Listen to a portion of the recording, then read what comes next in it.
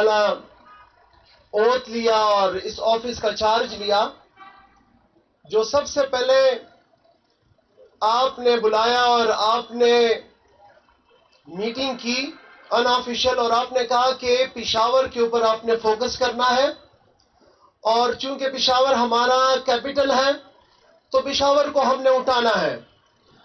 اس کے اوپر سر یہ تو آلریڈی چل رہا تھا، ہم نے اس کو ایکسپیڈائٹ کیا۔ یہ پشاور بیوٹیفیکیشن جو ہے جسٹ ایک چھوٹا سا کمپوننٹ ہے پشاور ریویٹلائزیشن پلان کا، اور پشاور ریویٹلائزیشن پلان کے اوپر لوکل گورنمنٹ نے، پی ڈی اے نے اس کے اوپر بڑا کام کیا ہے انشاءاللہ تعالیٰ، اور مجھے امید ہے کہ آنے والے ہفتے کے اندر اس کے اندر ہم پریزنٹیشن لیں گے، تمام ہمارے جتنے بھی ایم پی ایز ہیں، ریپس ہیں، وہ سب بھی آئیں گے، اس کے اندر اپنا حصہ ڈالیں گے، اور پشاور کو اصل معنوں میں 2013 سے پہلے جو پشاور کا حال تھا، الحمدللہ آج پشاور کافی بہتر ہے، کافی اس کے اندر انویسٹمنٹ ہوئی ہے، لیکن مزید انویسٹمنٹ کرنے کی ضرورت ہے۔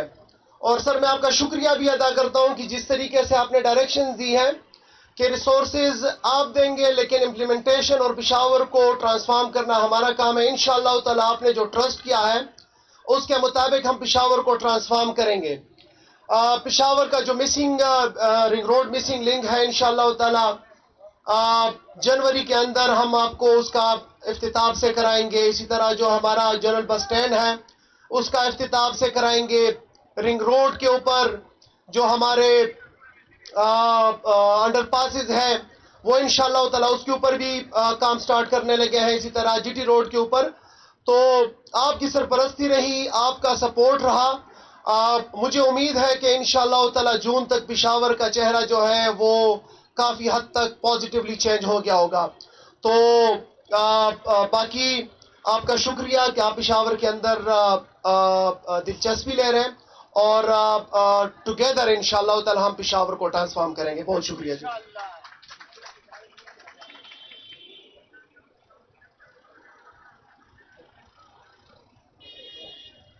Thank you very much.